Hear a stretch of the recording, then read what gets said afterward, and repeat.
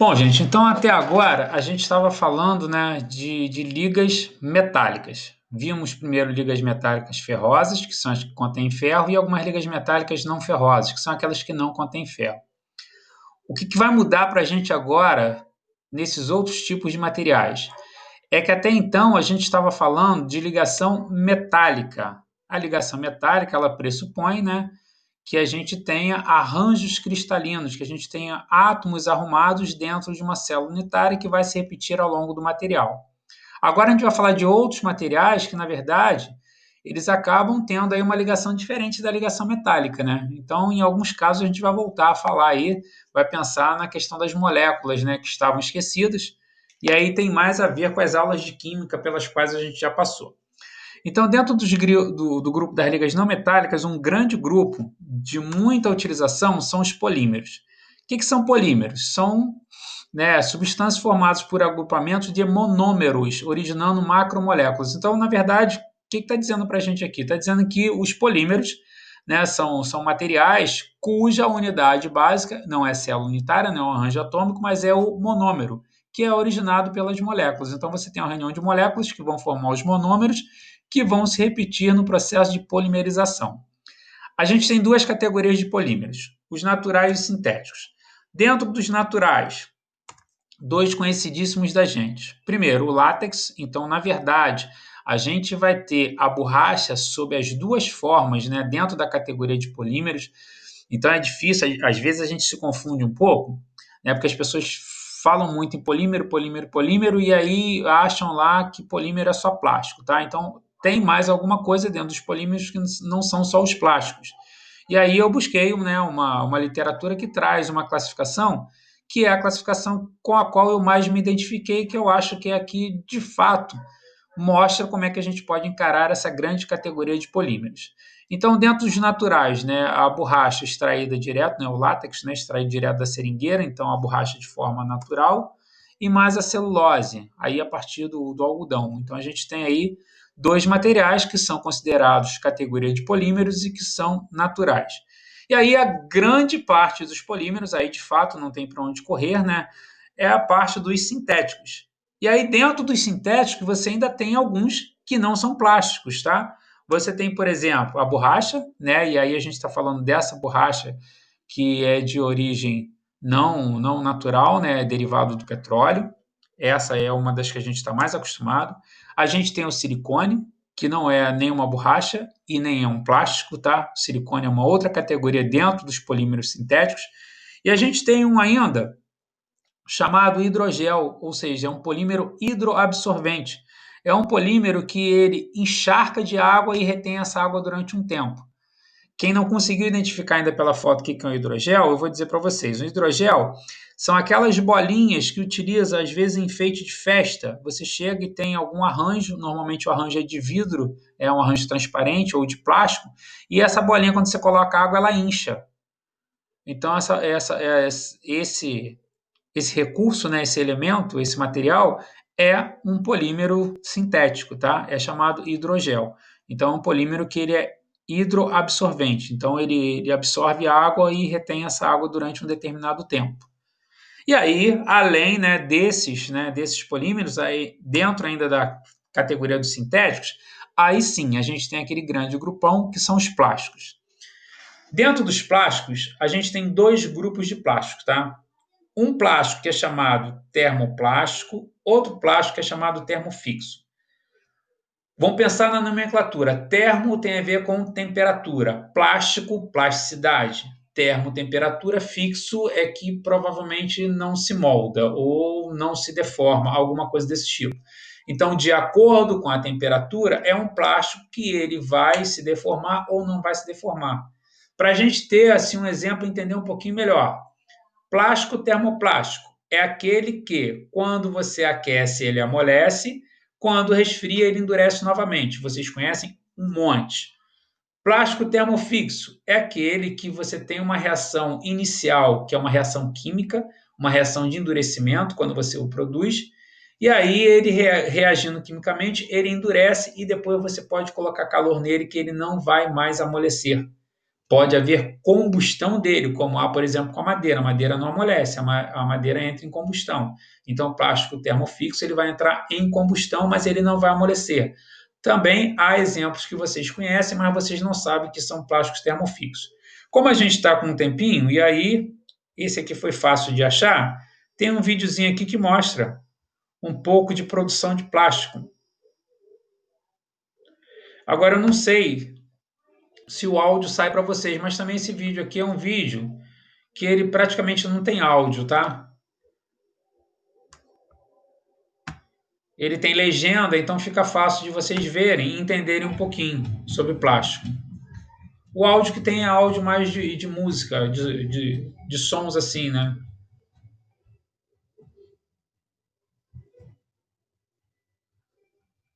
Então, o plástico ele é formado por um processo de injeção, né? Você vai colocar a matéria-prima dele,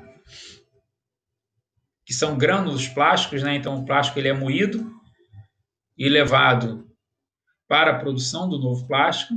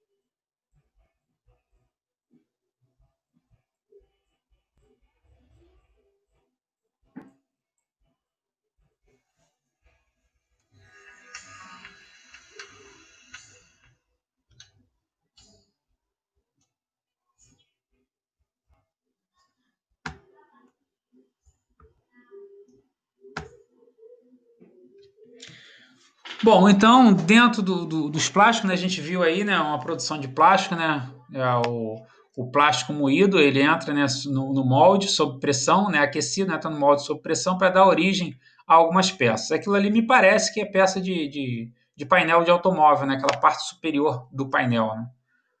Pelo menos para mim parece. Se alguém tiver depois alguma outra ideia, achar que é alguma outra peça, aí pode relatar para a gente. Então, dentro daquela categoria que eu disse para vocês, dos termoplásticos e termofixos, então vamos falar primeiro dos termoplásticos, que são os que vocês mais conhecem, e alguns aqui vocês vão se surpreender, porque vocês conhecem só de uma determinada forma, e ele vai aparecer aqui de uma forma diferenciada para vocês. Então, dentro do termoplástico, lembrando que termoplástico é aquele que quando você aquece, ele amolece, e quando resfria, ele endurece novamente. Então, primeiro, PVC, policloreto de vinila. Aí dos tubos, né? Isso aí é um tubo de esgoto. Tubo de parede fina, né? É um tubo de esgoto. Cloreto de polivinila ou simplesmente PVC. Esse de nome muito difícil de falar, né? Politereftalato de etileno ou simplesmente PET, né? Das garrafas PET. Nylon, e aí para alguns vai haver alguma surpresa, porque pensa, né, conhece o nylon como o nylon, por exemplo, da linha do pedreiro, como o nylon utilizado para pesca, mas não sabe que existe, por exemplo, um tarugo de nylon, que é uma matéria-prima, né, para a gente usinar e formar, por exemplo, isso aqui que é uma bucha de nylon. Então, a bucha de nylon ela pode ser colocada, por exemplo, para girar um eixo, porque o nylon tem propriedades também lubrificantes, assim como também teria o Teflon, que é muito semelhante. E aí o Teflon aqui, ó, tá vendo? Ele é um Teflon representando uma engrenagem, possivelmente de um eletrodoméstico ou de um brinquedo infantil, de um brinquedo para criança. A gente tem muito em mente, quando fala de Teflon, aquela fita Teflon, e aí não imagina que possa ter, né, o Teflon nesse aspecto, e que ele possa, por exemplo, para formar essa engrenagem aqui, ó, ele passou por uma fresa. Então você foi lá, usinou numa fresa e conseguiu uma engrenagem desse tipo de Teflon, que também é um plástico termoplástico. Então, olha, são parecidíssimos, tá? E tem aplicações diferentes daquelas convencionais que a gente já conhece. Além deles, dois que são muito parecidos, o policarbonato e o acrílico. São plásticos que têm a característica de serem transparentes, mas que o policarbonato ele tem uma resistência ao impacto bastante grande. E por isso esses óculos que vocês utilizam de proteção individual na indústria são óculos que são de policarbonato. Esse aqui é aquele mordedor de acrílico. Em geral, a aplicação desse mordedor que eu já vi são pessoas que têm bruxismo. Bruxismo é o ato de, enquanto você dorme, você ficar trincando os dentes, forçando os dentes superiores sobre os inferiores ou vice-versa. E aí utiliza, às vezes, uma placa dessa de acrílico que é para evitar que haja trinca nos dentes. E tem mais um aqui que é o poliuretano, que todo mundo conhece, né? Que está lá naquela espuminha, né? Que a gente utiliza para poder lavar louça. Esses elementos, né, esses tipos de plástico, são considerados plásticos termoplásticos que todos vocês conhecem.